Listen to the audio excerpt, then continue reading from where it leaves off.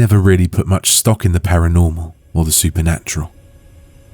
To me, all the weird, creepy and otherworldly stuff people claim to experience are just poorly understood natural phenomena, overactive imaginations, or mundane things misattributed to the whimsical world of fantasy just because they gave someone the willies. Even when I've been creeped out in the past, I've always gone to the rational explanation before all else and come out satisfied that nothing strange had truly happened to me. But nothing in my rational, analytical mind can come to terms with what I experienced about a month ago. No mundane explanation, regardless of how hard I try to jam it into my brain, is enough to convince me that it was anything but real.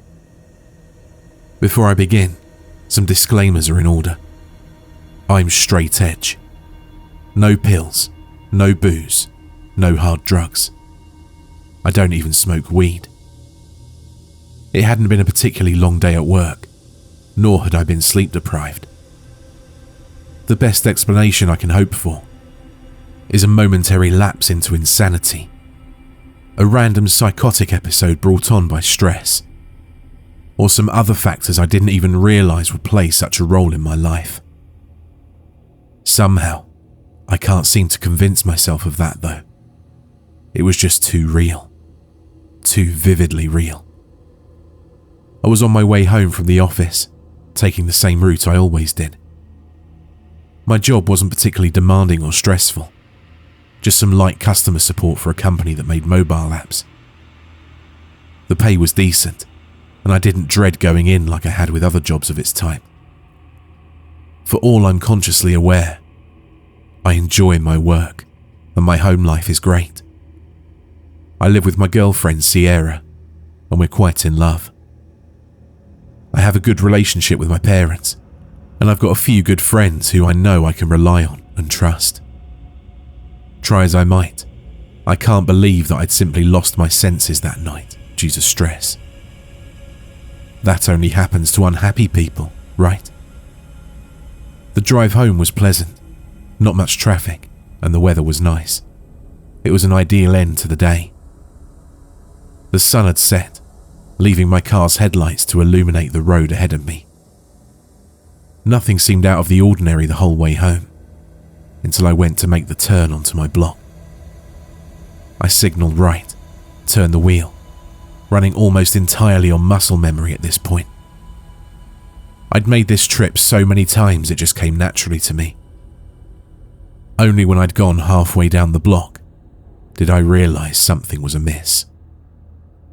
This wasn't my street.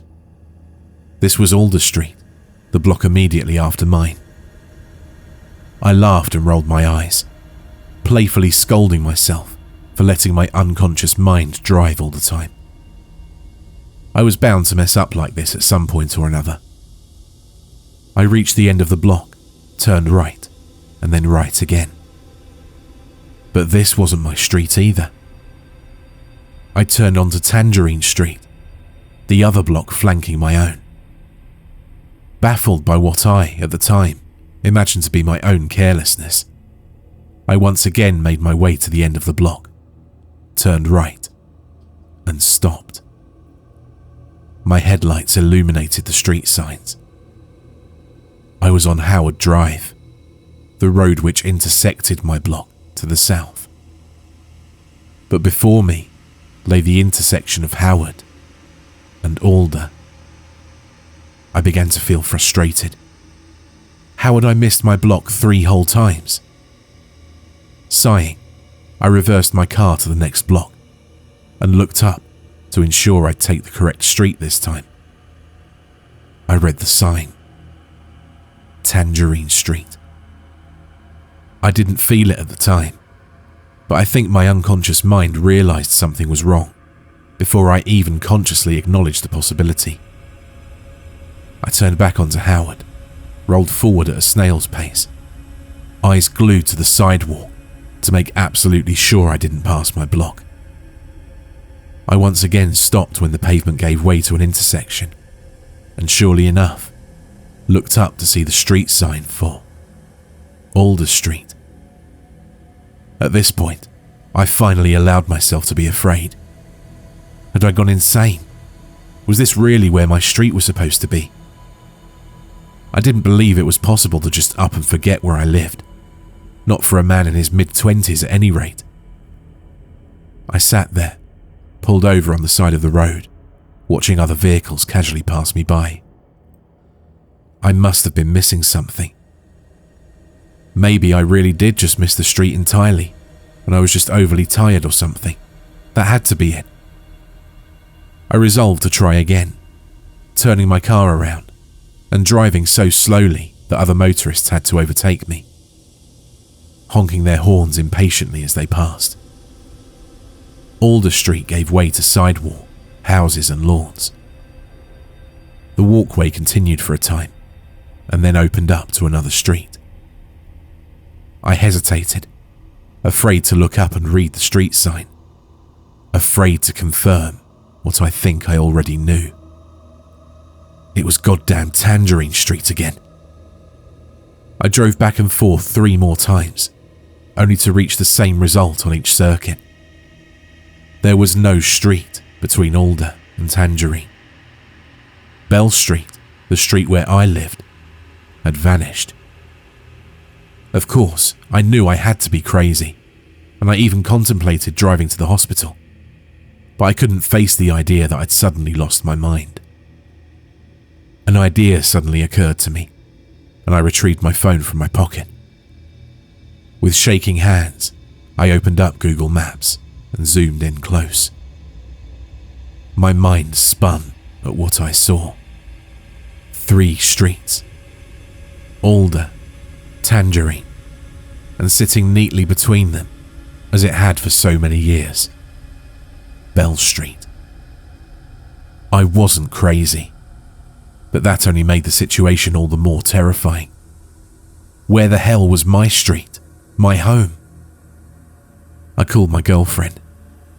I didn't know what else to do, but she'd always been my anchor, my pillar of strength when I'd been at the lowest of lows. In all honesty, I'm not sure what I expected her to do for me, assuming she still existed, of course. The phone rang and rang, and I struggled to keep back the thoughts of her having disappeared like the street had. Hello? The sound of her voice was almost too much. I choked back tears and tried so hard to sound calm and collected. Hey babe, you doing okay? Yeah, why? Nothing, no reason, I blurted out. So much for trying to be calm. Listen, I'm having a bit of a brain fart here. What's that street next to ours again? Alder, she sounded confused. Honestly, how could I have sounded to her, asking such questions while failing to stifle my own panic? And Tangerine? Yeah, that's right. I remember being quiet for a long time after that, just dumbstruck and completely lost for words. Honey, are you okay? You don't sound good. Yeah, I'm fine. Listen, there's some traffic, so I'm going to be a bit late. I'll be home soon though, okay? Okay. She didn't sound convinced. Are you sure nothing's wrong? I sat there, frozen in fear. Fear of what was happening. Fear of how she'd react if I told her, of how crazy I'd look. Fear of never seeing her again. No, I admitted, straining the words out through the lump in my throat. But I promise I'll be home soon. Is it work? Did something happen? I have to go. Wait, Taylor. I hung up. I couldn't bear it anymore. Not with the terrible truth lingering at the tip of my tongue like it was. I had to figure this out. I circled the block again and again, looping between the 2 streets. I don't know how long I did this, an hour maybe, but time got weird for me. Maybe it was simply due to the immense panic that had now seized control of my senses, but it began to feel as if hours had dragged by. the street stretching on for miles before I finally reached a turn. I began to feel tired, fatigued from straining my eyes to see the road in my headlights, which almost seemed to grow dimmer the longer I was on the road. I'm not sure when it happened, but I suddenly realised that the roads had changed again. Howard Drive, which had always stretched from east to west for miles, now suddenly ended at Alder Street. I checked, and sure enough, the same was true for the road at the other end, Rosewood Road. My head ached. My brain felt as if it was boiling. Our feeble human minds weren't meant to process things like this. We're so used to our mundane reality, so grounded in simplicity, that when things like this happen, we break down. But I couldn't break down. Sierra was waiting for me back home. I had a life to go back to. I could only hope and pray that the end to this bizarre nightmare was just around the next corner, and so I pressed on. As I continued to loop between the streets, ever vigilant in my search for Bell Street, I noticed I hadn't seen another car in what felt like hours. I usually got home at around 8 in the evening, and there were always cars on the main roads well after 10 at night. My car's clock told me it was only 8:30, but honestly, I wasn't sure if I could trust it at this point. I'd been driving for so long. My panic had dulled down to an all-encompassing dread for a while, but returned and doubled when I reached Howard Drive again, and saw that it no longer ran any farther east or west than Alder or Tangerine. A seemingly eternal drive up Alder Street confirmed what I'd already figured. Rosewood had changed as well. I was driving on a closed loop of 2 main roads and 2 side streets. An endless circuit framed by houses, lawns and trees. I didn't know what else to do but drive. I was on autopilot at this point, afraid of what might happen if I stopped. I turned on the radio, but got only static. And when I finally resolved to dial 911, my phone refused to function. It wouldn't even turn on. I drove and I drove, figuring I'd eventually run out of gas, and then what? Walk. I almost entertained the idea of getting out of the car and walking through the backyards of the houses that now stood where the main drag of Rosewood was, to see if anything lay beyond. But my paralysing fear kept me rooted to my car's seat, my hands glued to the steering wheel. I wasn't in our world anymore. Whatever existed beyond what I could see was anyone's guess. But I was so scared of just walking off the edge of existence that I simply couldn't even think of trying it. Another hour passed in my perspective, though my car's clock hadn't changed. My eyes hurt. My head was killing me. My hands were sore from gripping the wheel so tightly. I had to stop and rest. I pulled over on Howard, shut off the engine, and rested my head on the steering wheel. Without the drive to distract me from it, the weight of what I'd stumbled into came down on me hard, and I lost it. I screamed and cried, banged my head on the wheel, honking the horn each time.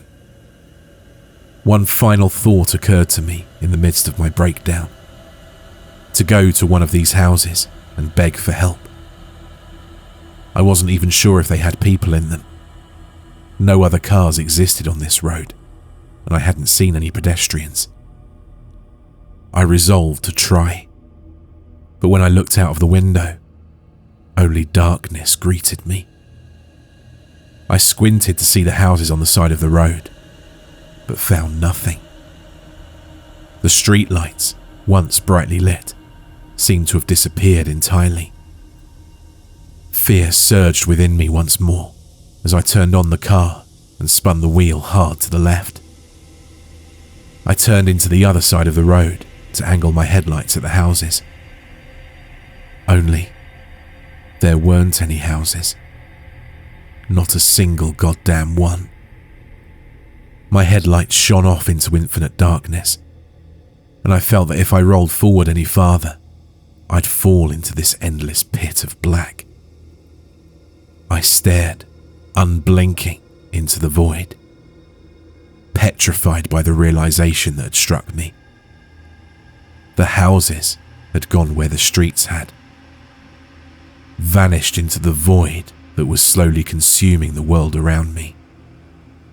Finally, with no other option, I carefully brought my car back onto the road, and I drove. The road no longer curved. It just went on, seemingly forever. Another hour passed, and another, and another. The clock remained the same, but I knew I had to have spent half a day in this nightmare at the very least. The road was my only company now.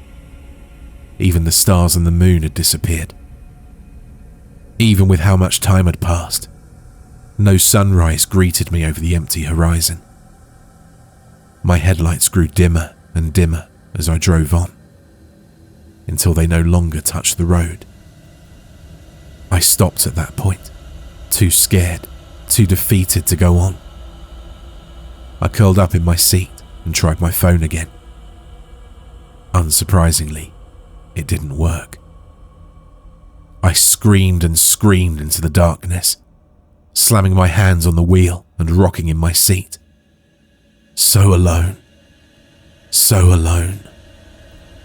I don't know when I fell asleep, but I awoke to a blinding light. Not in front of me, but in my rearview mirror. It was so bright it hurt, and it took me a moment to realize it wasn't alone. There were two other lights with it, one red and one blue, blinking red and blue lights. The knock at my window caused me to scream in terror, and the imposing figure of a police officer at my window simultaneously mortified and elated me. I rolled down the window in disbelief, and when the tall man said nothing, I cautiously asked him, "Yes, officer?" What else could I have said? I wasn't even sure what was real anymore, but on the off chance that this was real, I sure didn't want to come off as crazy to a cop. He pursed his lips and seemed to take his time deciding what words to use. Finally, he answered my question with one of his own. "You okay, son?" God, what could I even say to that? After what I'd been through, no, I wasn't okay, not even remotely. It wasn't hard for him to pick up on that, and he relaxed his posture a little. "Anything to drink tonight?" No, sir." "Well, I'm not going to lie, you look like hell. No drugs, no nothing?" "No," I answered quickly and raised my hands defensively. "I'll take any kind of test you want. I'm just trying to get home and... There wasn't any chance in hell I was explaining this in any sane manner, so I just let myself trail off. The officer sighed, and he went through the usual affair of collecting my info: license, registration, proof of insurance. He told me to sit tight and went back to his patrol car. Looking ahead, I could see in the distance that Howard Street kept on going. The houses and streetlights had reappeared, and my headlights were as bright as they'd always been. I wasn't sure if this was a good sign, but having company, even company that thought I was on something, helped calm my nerves. I checked my phone and just about jumped out of my skin. Some missed text messages from Sierra asking if I was okay. I quickly answered her and affirmed I was fine, that I'd be home soon. She started to bombard me with questions, but I had no time to answer. The cop reappeared at my window, handed me my documentation, and shrugged at me. "You're only a block from home, man," he said, bewildered. "You couldn't wait that long to take a nap?" I stared at him for a long moment. Irrational anger bubbled up within me. If this guy only knew the nightmare I just endured, that I could very well still be enduring. But right now, he was my only solid proof that hope still existed, and there was no way he could understand. I sheepishly asked him if he'd follow me home, in case I nodded off again. He was clearly suspicious, but promised to do so. Within 30 seconds, the next intersection came up, and I nervously glanced up at the street sign. Tears flooded my eyes, and I almost broke down again when I saw that I'd finally reached Bell Street. I signalled, turned, and tried so hard not to race home. I pulled into my driveway, waved a little too enthusiastically at the officer as he departed, so glad that he'd been satisfied with not smelling booze on my breath. Sierra met me at the door, and I practically tackled her in an embrace.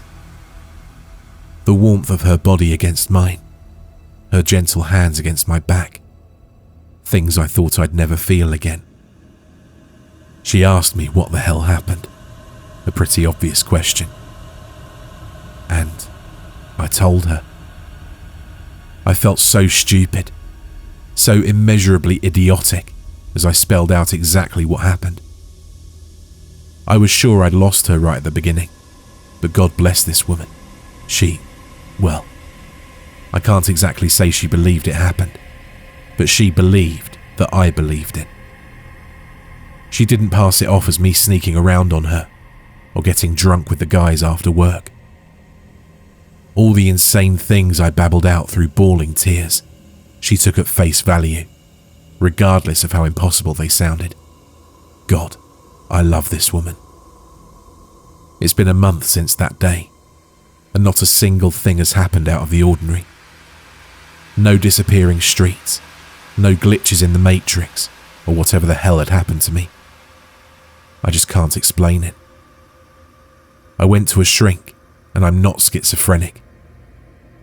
The only explanation they can offer is that it was a really vivid dream, and that I just pulled over and passed out from exhaustion. I don't buy it. That isn't me. I don't do things like that. Whatever happened to me was as real as what you're seeing in front of you right now as you hear this. I'm terrified of driving now. It's sad because I used to love it. The open road used to comfort me, give me a sense of freedom and control. Now, long stretches of road fill me with dread, and I doubt I'll ever look at driving the same way again. The thing that tears me up the most about all of this is that I'll never really have any answers. No explanation as to how or why this happened. But if that's the price I have to pay for never experiencing this again, I'll gladly pay it. No amount of closure is worth being trapped wherever the hell that dark, lonely place was again. I'm taking some time off work, and I think I'll make my vacation a staycation this time around. Never know if my streets will just up and walk away on me again.